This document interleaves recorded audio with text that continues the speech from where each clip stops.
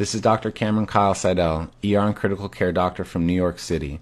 9 days ago, I opened an intensive care unit to care for the sickest COVID-positive patients in this city.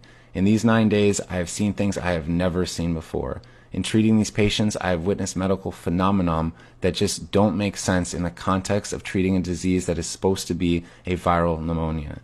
9 days ago, I presumed I was opening an intensive care unit to treat patients with a virus causing a pneumonia that was ravaging lungs across the world, starting out as something mild, a cough, a sore throat, and progressively increasing in severity until ultimately ending in something called acute respiratory distress syndrome, or ARDS.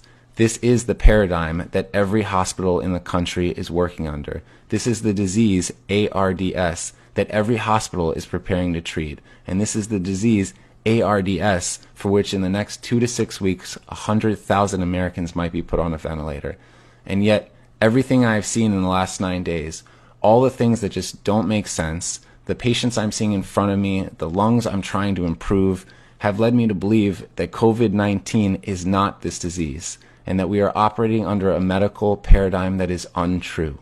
In short, I believe we are treating the wrong disease, and I fear that this misguided treatment will lead to a tremendous amount of harm to a great number of people in a very short time.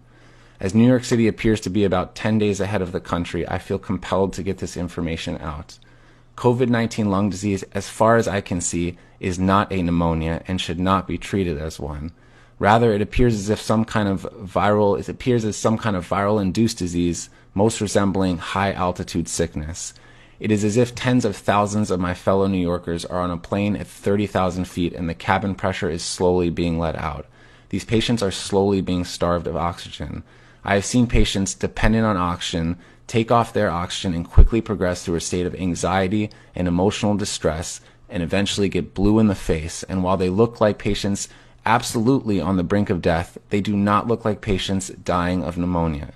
I have never been a mountain climber, and I do not know the conditions at base camp below the highest peaks in the world. But I suspect that the patients I'm seeing in front of me look most like as if a person was dropped off on the top of Mount Everest without time to acclimate. I don't know the final answer of this disease, but I'm quite sure that a ventilator is not it. That is not to say that we don't need ventilators. We absolutely need them. They are the only way at this time that we are able to give a little more oxygen to patients who need it.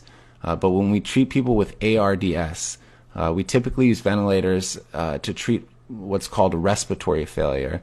That is, we use the ventilator to do the work that the patient's muscles can no longer do because they're too tired to do it. These patients' muscles work fine. I fear that if we are using a false paradigm to treat a new disease, that the method that we program the ventilator, one based on a notion of respiratory failure as opposed to oxygen failure, that this method, and there are a great many number of methods we can use with the ventilator, but this method being widely adopted at this very moment in every hospital in the country, which aims to increase pressure on the lungs in order to open them up, is actually doing more harm than good.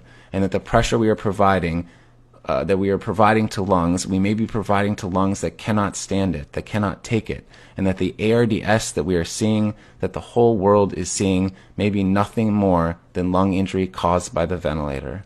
Now, I don't know the final answer to this disease. I do sense that we will have to use ventilators. We will have to use a great many number of ventilators, and we need a great many number of ventilators, but I sense that we can use them in a much safer way. In a much safer method. That safer method challenges long-held dogmatic beliefs within the medical community and among lung specialists, which will not be easy to overcome. But I really believe that they must be overcome. There are hundreds of thousands of lungs in this country at risk, and the time to overcome them is now. I'm confident that if those of us that work bedside with these patients, those of us who are witnessing the things that we have never seen before, despite the many years we have worked and the thousands of patients and diseases we have seen, if we can effectively communicate this to all those that are so important but who are not bedside, the researchers, the administrators, those who procure our resources and make our protocols, the politicians, our own government, If we are able to convince them that this is a disease that is different than anything we have ever seen, I am confident that an answer can be found, that effective treatments can be discovered, and that a plan to disseminate that treatment can be rapidly deployed, and that tens of thousands and probably hundreds of thousands of lives and lungs will be protected. The time for this is now. We are staring into a future in which a great many of our fellow Americans are going to suffer, not to mention people all around the world.